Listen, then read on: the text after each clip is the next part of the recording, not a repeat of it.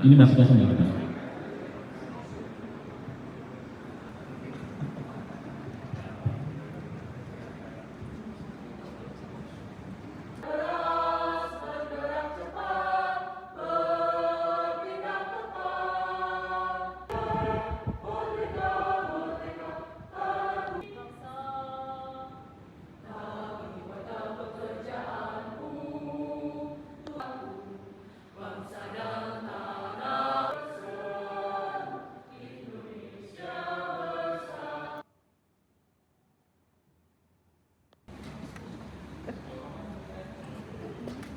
Pimpinan di PU itu sebetulnya itu mengeluh dan itu cukup bagus.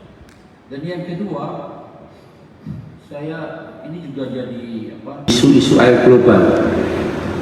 Forum ini diselenggarakan setiap 3 tahun sekali. Kebetulan 2024 ini Indonesia sebagai tuan rumahnya dengan melibatkan pemangku kepentingan dan komunitas air seluruh di dunia. Kegiatan ini merupakan forum lintas negara yang fokus membahas masalah air dan diharapkan dapat membuat kemajuan jangka panjang dalam menghadapi tantangan air global.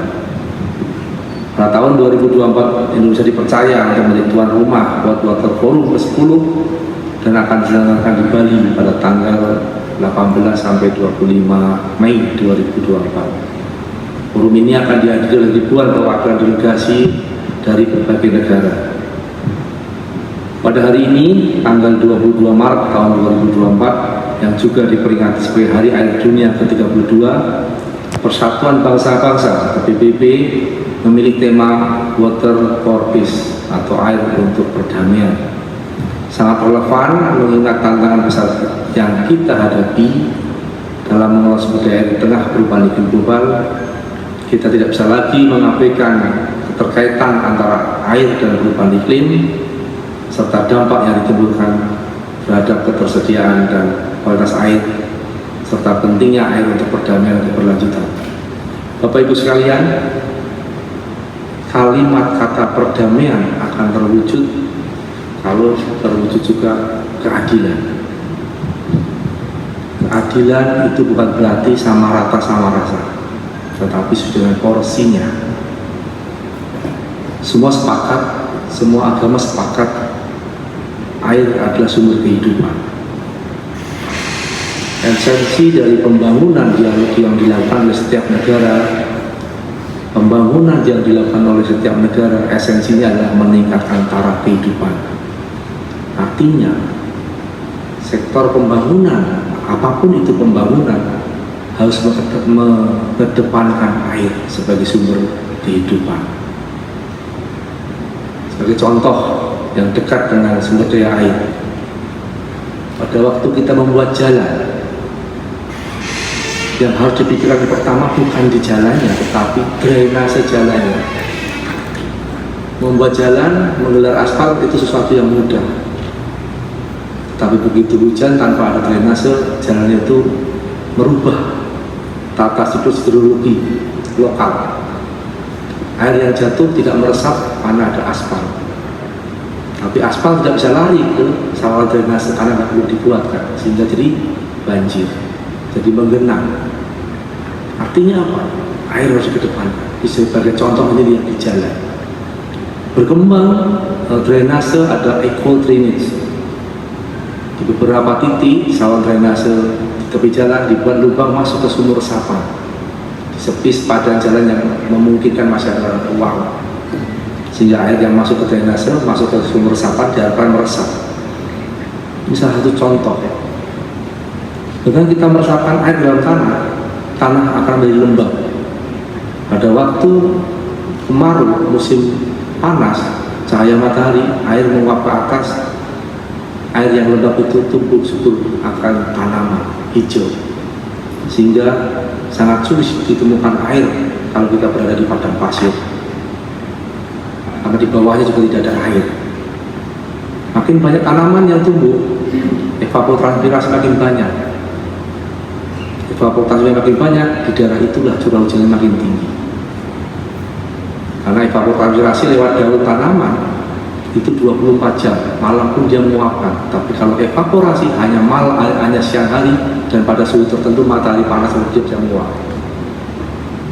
Ini bagaimana contoh di sektor pembangunan lain mengedepankan air. Sektor lain, misalkan di perumahan, pembangunan di perumahan bagaimana mengedepankan air. Tadinya lahan yang terbuka, air yang jatuh masuk meresap dirubah dengan adanya banyak rumah. Kebutuhan rumah meningkat seiring dengan pertumbuhan populasi.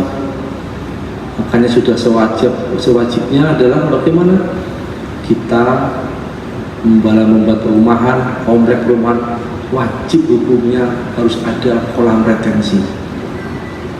Sekecil apapun kolam retensi itu penting untuk keadilan. Keadilan apa? Kita tidak membanjiri daerah yang di kita, karena ditahan dulu oleh kolam retensi di pemukiman kita. Jadi kata kunci perdamaian adalah keadilan.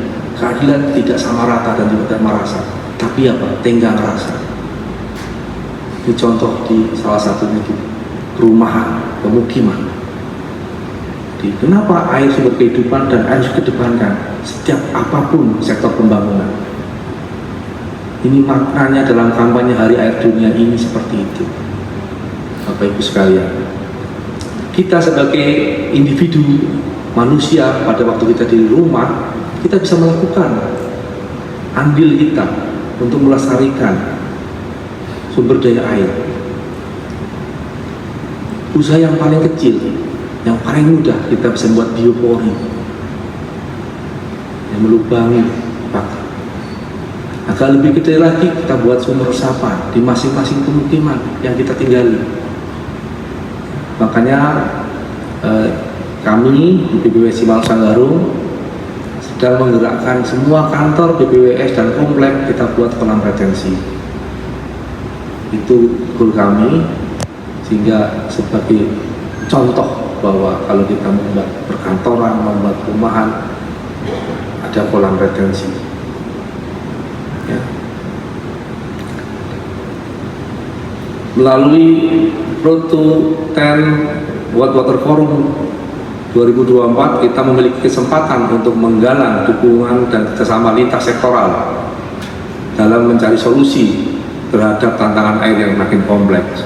Forum ini akan menjadi platform untuk bertukar pengalaman, pengetahuan, dan inovasi dalam mengatasi masalah air serta merumuskan kebijakan yang efektif dan berkelanjutan. Salah satu permasalahan lagi yang perlu kita bicarakan lintas sektor itu masalah pencemaran sumber air.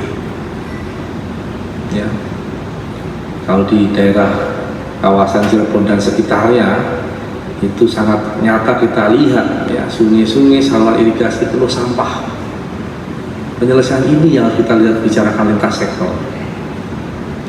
Ya, pengelola irigasi siap mengambil sampah, tapi apakah sampah itu siap dikirim ke TPA? Kadang sudah masalah problem, TPA nggak mau menerima. Inilah yang perlunya tenggang rasa menyelesaikan masalah, tidak ego sektoral yang dikedepankan untuk mewujudkan perdamaian. Itu. Di BPWS Cimau Sanggarung sudah melakukan inovasi, nah, salah satunya di proyek RIM tentang Irrigation Improvement Project, itu membuat 3 pengolahan sampah irigasi.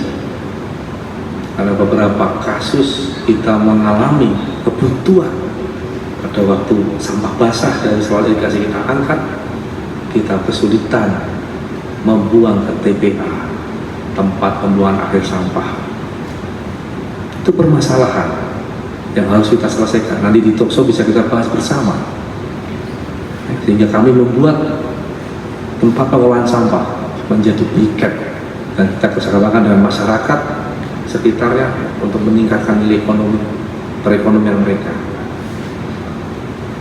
Bapak Ibu sekalian, BPWS Cimau Sanggarung tidak bisa bekerja sendiri tanpa dukungan semua pihak. Perlunya kita bersama-sama melestarikan air dengan penuh tenggang rasa.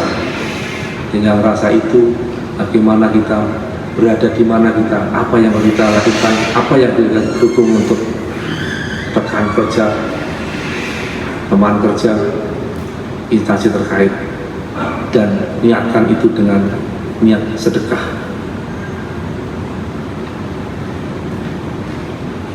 Kami berharap acara talkshow ini untuk mengajak semua pihak untuk berkomitmen dalam upaya pelestarian dan pengelolaan air berkelanjutan. Mari kita bersama-sama menjaga kelestarian sumber daya air untuk generasi masa depan. Dengan bekerja keras, kolaborasi, dan inovasi, saya yakin kita dapat mencapai tujuan tersebut. Bapak Ibu sekalian, salah satu peninggalan yang bisa mendapatkan amal jariah oleh kita adalah apa? Melestarikan sumber daya air. Kenapa? Karena air sumber kehidupan dan pasti dibutuhkan oleh kehidupan setelah kita. 40%. Tapi dari sisi pertanian, dia pupuknya lebih hemat, bibitnya lebih hemat, produktivitasnya meningkat. Ya, bagaimana? Ya, ini dalam rangka peringatan Hari Air Dunia ke-32 tahun 2004, kita mengadakan talkshow mengenai temanya Water for Peace, air untuk perdamaian, dalam rangka Water Forum ke-10 yang akan diadakan di Bali besok Mei 2024.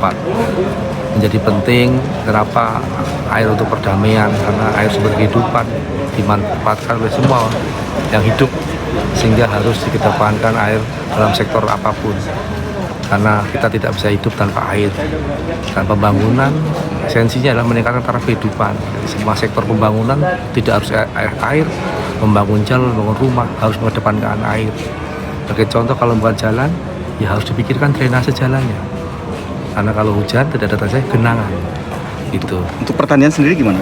Nah, untuk pertanian kita sudah harus berpikir, karena air makin segitu-gitu jumlahnya kalau hidrologi itu, tapi populasi makin meningkat, makin butuh makan padi, beras ya, makin beras, produksi padi. Kita melakukan inovasi. Salah satunya bagaimana kita merubah metode konvensional, berubah jadi metode irigasi padi hemat air. Dan DPWSI Marosanggarung sudah melakukan pilot project itu ya, di irigasi rentang di daerah Indramayu. Itu sudah kita melakukan beberapa demplot sampai tahun ini 2023. Rencananya sampai kemana Pak untuk itu program irigasi hemat air ini? Ini kami di rentang dulu, tapi nanti kita akan coba di beberapa daerah irigasi yang sudah kita kelola seperti Ikamun, kegiatan OP. Tapi alhamdulillah dapat respon bagus oleh Pak Dirjen SDA itu, bali-bali lain untuk bisa mempelajari itu dan menerapkan di tempatnya masing-masing, karena betul-betul sangat efektif. Air itu bisa dihemat sampai 20-40%. Pak, bisa dikombinasikan nggak sih Pak dengan program pemerintahan Prabowo Gibran yang 3 tahun ke depan harus swasembada beras ini? Sangat bisa, karena